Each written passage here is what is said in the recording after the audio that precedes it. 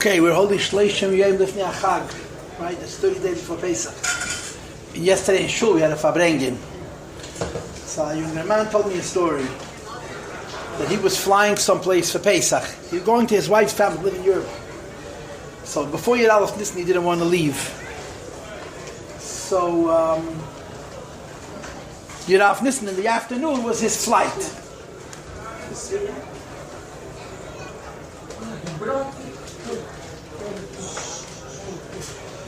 So the night of Yud Aleph Nisan he was here. The morning of Yud Aleph Nisan he went to the airport. Who does he bump into in the airport? Rabbi Shlomo Kuhn Zolan Gesund. He was here for Yud Aleph Nisan. Going home to California. They're sitting together,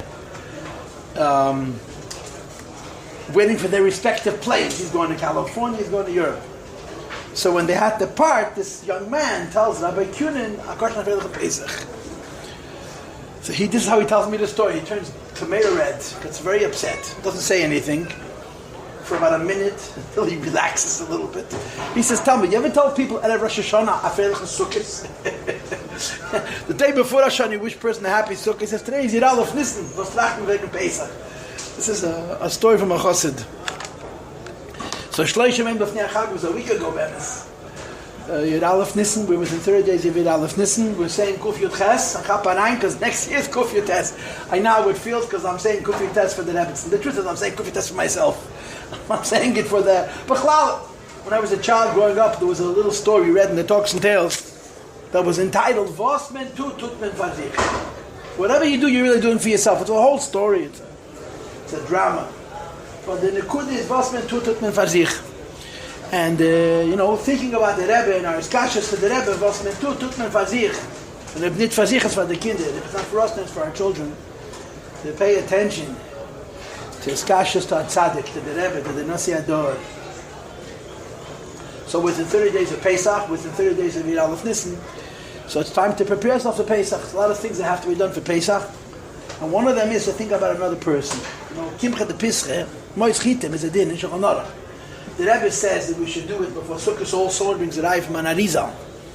But before Pesach, then in Shulchan Aruch, the Rebbe community has a fund to think about the people who have less. And it's especially at this time. The Rebbe, you don't know how true this is. These are rumors. But I heard that the Rebbe, every single night, when he sat down to eat with the Rebbetzin, would bring a pushka to the table and give the Rebbetzin a coin and take from himself a coin and put it in the pushka, and then they would eat. Years later, I don't know when it was, Tafshin Nun, I would imagine, the Rebbe spoke once before Shavuos to the women, and he spoke about having a pushka in the kitchen. That when a woman comes into her kitchen, and to build a dafka into the wall, to be a part of the house, she walks into the kitchen, she's cooking for her own family, she should think about somebody who has less. So the Rebbe made this into a minig that's every day, a few times a day. But l'chol hapachas, before Pesach, it's a very important part of Torah and mitzvahs, is the idea of a hafla lecha kamoicha. And when I'm giving speeches already, I'll give a whole speech. Why I give a half a speech? Chas v'sholom, I'll actually bring some Tanya. The Rebbe spoke on the first Fabrengen. When the Rebbe became a Rebbe, when our Rebbe was Mekabel in the Siyas, and there was an official a Fabrengen, Yud Shvat Tov Shin Yud Aleph. That Fabrengen is available on tape, audio tape. You can hear it, and it's also printed, edited. The Rebbe was Magiyah that entire Fabrengen. The Rebbe edited that whole Fabrengen from beginning to end. And it's printed in Likutei Sichos Chelik Beis in the Hishafis. So near the beginning of the Fabrengen, the Rebbe said that the Friedrich Rebbe used to say, "Az lakarta halach benimus."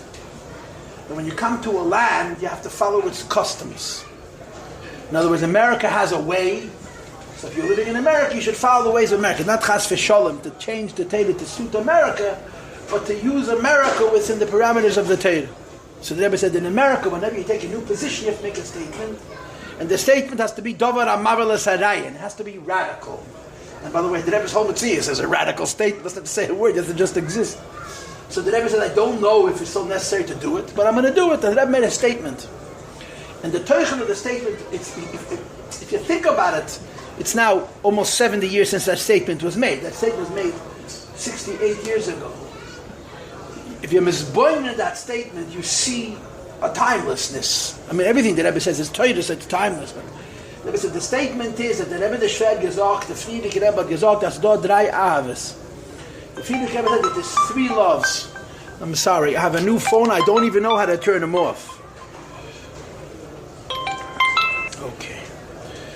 So the drei Avos. There's three loves. Avas Hashem, Avas HaTeiro, and Avas Yisrael. There's three loves. There's love of God, there's love of a fellow Jew, and there's love of the Torah. So the Rebbe said that the Friedrich Rebbe said that you can't have without, you have to be interconnected. If you have love of a fellow Jew, you don't have love of Hashem, you don't have love of a Torah, that's not love of a fellow Jew. If you have love of Hashem, or you have love of a Torah, and you don't have love of a fellow Jew, then it's not really love of Hashem and love of Torah. And this is the word, this is the statement that the Rebbe made. And the Rebbe spoke it out a little bit by giving examples. You're talking 70 years ago, there were people who say, I write checks. I'm not particularly involved, but I support. The Rebbe said that's not enough. You got to be a partner, not just a supporter. And vice versa. A person doesn't involve the ruchnius, but I have no patience for people who are not in my madrege. The avoider Shebed of it is. The avoider, in other words, the psychological growth factor that's here is a very simple one. It's a very simple one. Yiddishkeit wants us to give ourselves. And we only give ourselves when it's difficult for us. If it's easy for us, we're not giving ourselves, we're being ourselves.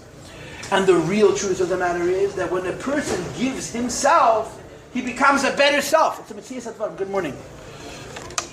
Kannst du reinkommen da oben, in Mizrach? Say fit Mizrach. Sorry. Don't apologize. Just live long and be healthy. Okay. No, sorry. Okay, Baruch Hashem v'Shalom Tevis. Not the car, but the people who are driving in the car. The car also. Anyway, so the way it works in life is when you push yourself beyond what you're comfortable with, you become a bigger you. So you have different personalities. There's this story in the Sport of the Age, and it brings it that one Tana, it's one Tana says to another Tana, Ma'ani l'chai el mabo, do I have a chelik in el mabo or not? So the second Tana says to the first Tana, Klum ma'isa boliyotcha, tell me something about your life. So he tells him a story with Mois Purim. He has money in one pocket, which was designated for Mois Purim, not for Tzedakah Purim, for his Purim. Then he had money in another pocket, which was his own private money. And the monies got mixed up. So some of the money was designated for a mitzvah, some of the money was not designated for a mitzvah, and he was obviously not very rich. So he gave all of the money to the mitzvah. So his friend told him, you have a chelik in el mabdu. So the Rebbe brings this ma'aseh, and he asks a simple kasha, because the person spent another 5 cents on Mois Purim, he has a chelik in el mabdu. So the Rebbe gave an answer. The Rebbe gives an answer.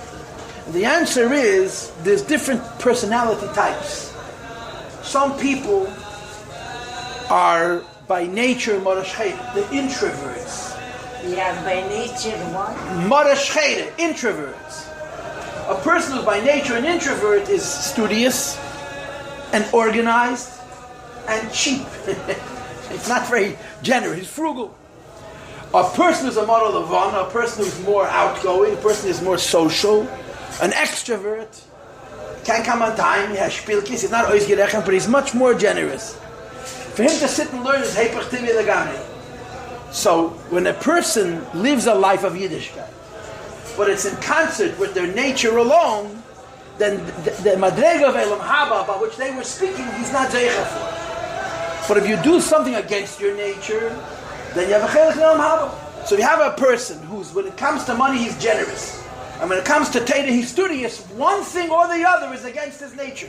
Either his learning is against his nature because he's by nature a model lavana, an extrovert, or his tzedakah is against his nature because he's by nature a model shcheda. He's an introvert. He's not a giver by nature. In any case, so this is the logic. When you have all three avos together, avos Hashem, avos Ateda, avos Yisrael, then you're serving Hashem. You're serving Hashem because at least a part of what you're doing and not doing, because this is within your personality, is because it's the Ratzna Elyon. And when you do something because Ratzna Elyon, besides for all the Inyon and Nailin, on a practical level, Midem is men mensch. This is what makes you into a mensch. I always tell people, I talk to kids a lot. And one of the things that I talk about very, very often is Kibbud Aveim. Kibbud Aveim should be the easiest mitzvah. It should be. And it's the most difficult for most people. It's a fact of life. Doesn't make any sense. Why is it so hard? Because it's so personal. And that's the point. In Yonim, and that's why the halacha is that when it comes to tzedakah in general, in kesef, talves, amiyas, ani imoch, ani ircha koydem, the din of tzedakah is you have to give it to the people closest to you first. It doesn't sound logical. It would make much more sense if you give tzedakah to a stranger. And the Torah says the first person you give tzedakah to is the person closest to you, your spouse, your children. Why? Because it's difficult. It's difficult. Why is it difficult? Because it's not a dollar. It's a lot of emotion. And this is the pshat. You have to have all three avos together. Avos Hashem, avos Ateda, avos Yisrael. There's one thing that you're doing which you don't want to do, but you do it because the Eibishter said. So I'm mentioning this in preparation for Pesach. We're all very frum. Darf trachten wegen der zweiten Nechet. Ich darf trachten wegen der zweiten. Jeder darf trachten wegen der zweiten. The Eibishter should give all Yidden a Chag Kosher v'Samech. I remember the Rebbe telling a story. And I can't even remember the story. I just remember the Rebbe's outburst. It was the mid-mess. I was a bocher. I was a big boy. I was probably 18 or 17 or 19. And the Rebbe told the story about a Yid in Russia. I don't remember what the Rebbe said. I just remember the Rebbe finishing. And when the Rebbe said kosher v'samech, he broke down. Can you repeat it? I can't. I'm sorry. I can't. It's hard for me. The Rebbe was talking about a Yid in Russia who needed nothing, maybe a piece of mortar. I forgot. This person had such small needs, what was bothering him. I forgot whether it was a shtickle matzeh. I mean, the Rebbe once told, this is a different story, the Rebbe once told that he got a shayla from a Yid in Russia, that because he's a shomer, he works as a guard. So Shabbos he stands on his post, he doesn't do any malachas. But he stands on his post, so he shouldn't lose his job. So we asked the Rebbe if he's allowed to make kiddush for himself. Maybe he has a din of a mechal Shabbos. Verstehst?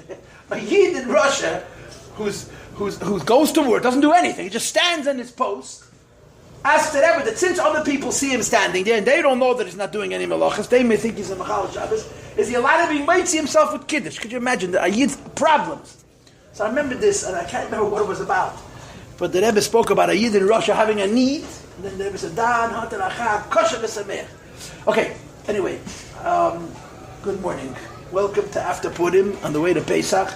The Rebbe should bless us all. You should know that the Badisha says, in the American Judaism, this has been thrown in the garbage. Medaf is wissen.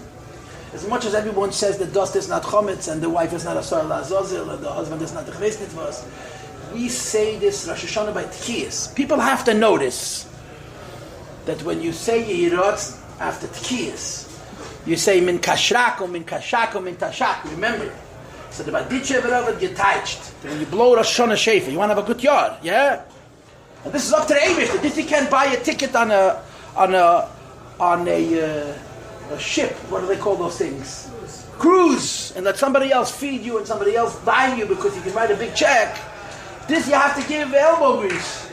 That the Baditche V'Rav said that when you blow Shefer Rosh Hashanah and you're looking for schusim, the Eibush should give you a good yard. Sagt man min kashrak, kratzen, reiben, shayeren und kasheren.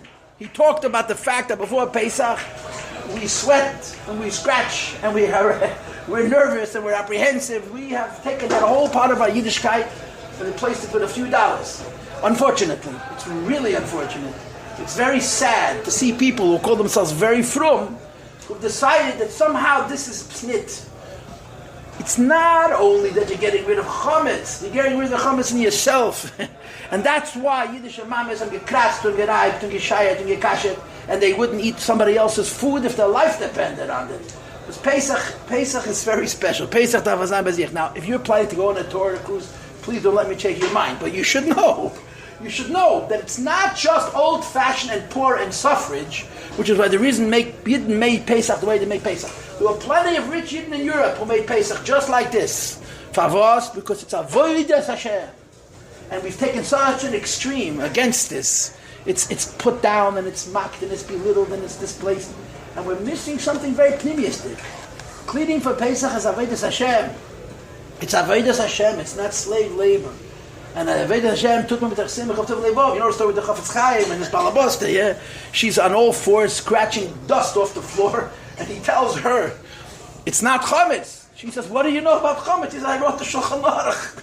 I wrote the Mishnah Berurah, I wrote the Shulchan Aruch. I'm telling you, it's not Pesach. Chametz, and she says to him, "The philosopher of dir with ein Shulchan Aruch for Chametz and Shtur Pesach." You understand? I'm going to rely on you and your Shulchan Aruch will have Chametz and has Pesach. Now, what's the halacha? The halacha is the Chafetz Chaim is right. But what's the halichis? The Elam, Atikra halacha is El halichis. Yeah, halichis. Halichis. This is what makes a yid move from one madrega to the next. She's right, and he Chafetz Chaim knew it. He didn't stop her. But at least you have to know. You have to know.